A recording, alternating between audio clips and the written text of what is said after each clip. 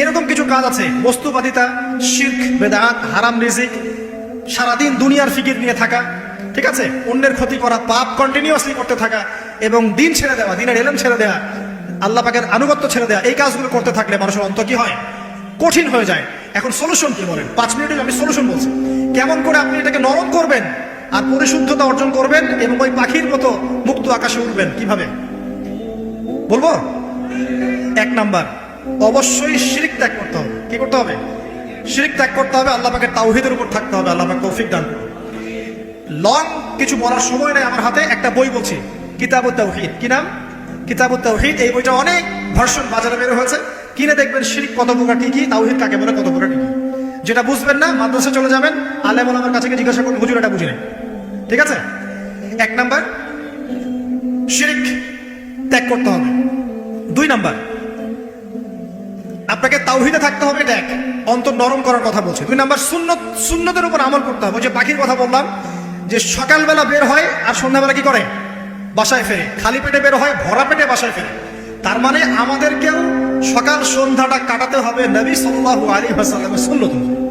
যখন তিনি ঘুমাতেন তখন ঘুমাবেন, যখন উঠতেন তখন উঠবেন, বাকি কাজ যেমন করে করতেন তেমন করে করবেন, তখন অন্তর ইনশাআল্লাহ নরম হয়ে যাবে।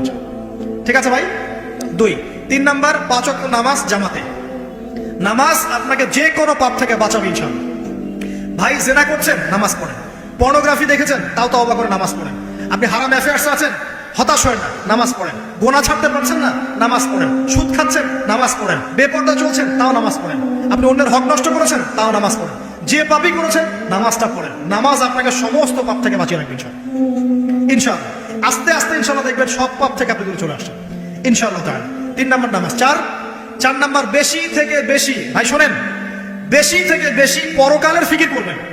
খালি পরকালের চিন্তা করবেন যে আমাকে মৃত্যুবরণ করতে হবে, কবরে যেতে হবে, পুলসিরাত পার হতে হবে, আল্লাহর সামনে দাঁড়াতে হবে।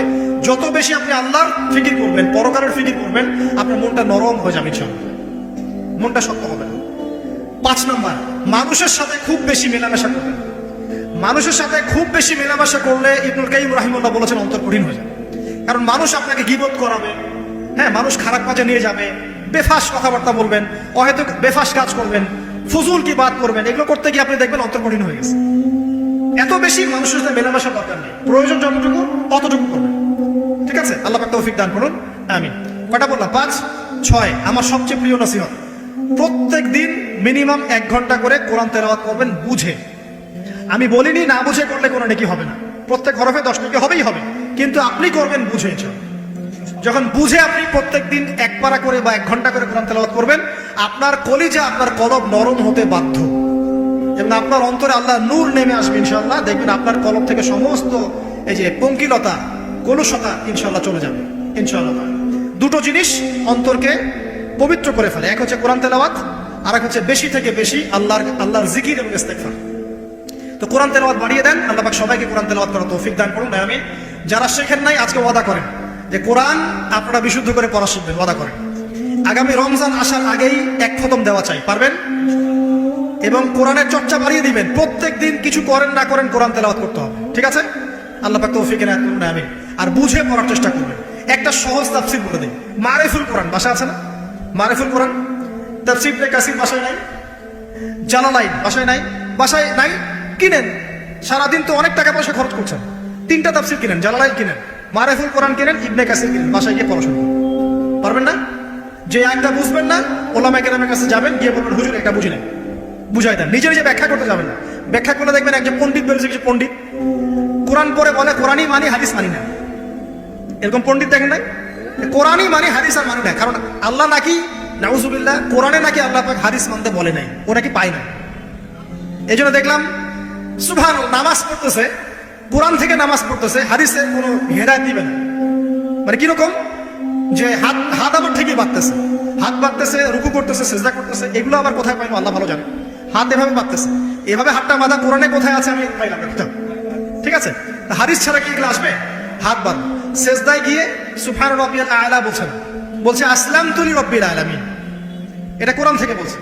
অথচ নবী সাল্লাল্লাহু আলাইহি ওয়াসাল্লাম হাদিস থেকে বলছেন সুবহান রাব্বিয়াল আ'লা, সুবহান কুদ্দুসুন রাব্বুল মালাইকাতি ওয়ার রূহ, সুবহানাকাল্লাহুম্মা রাব্বানা ওয়া বিহামদিকা আল্লাহুম্মা ইগফির। এগুলো নাই, ও বলছে আসলামতু লিরাব্বিল আলামিন, মানে কোরআন মানি, হাদিস মানি না। এত বেশি পণ্ডিত হওয়ার দরকার নাই। এরা হচ্ছে ইচনা পাকা টাইপের পণ্ডিত। ওমর রাদিয়াল্লাহু আনহু যুগে বেঁচে থাকলে এরাকে পিটাই সোজা করে ফেলাই, ফাইজলামি শুরু করছে। কোরআন মানি, হাদিস মানি না। আল্লাহ পাক কোরআনে বলছেন ওয়ামা আতাকুমুর রাসূলু ফাখুযু, রাসূল যা দিয়েছেন তা গ্রহণ করো। ওয়ামা নাহাকুম আনহু ফানতাহু, রাসূল যা নিষেধ করছেন দূরে থাকো। রাসূল যা দেন সেটা হাদিস না, রাসূল যা দেন সেটা সুন্নাহ না। সুন্নাহ তো সে মানেই না, আলটিমেটলি সে কোরআনই মানে না। তো আসল কথা হচ্ছে এইসব ফিতনা থেকে বেঁচে থাকবেন, কোরআন তেলাওয়াত বাড়িয়ে দেন।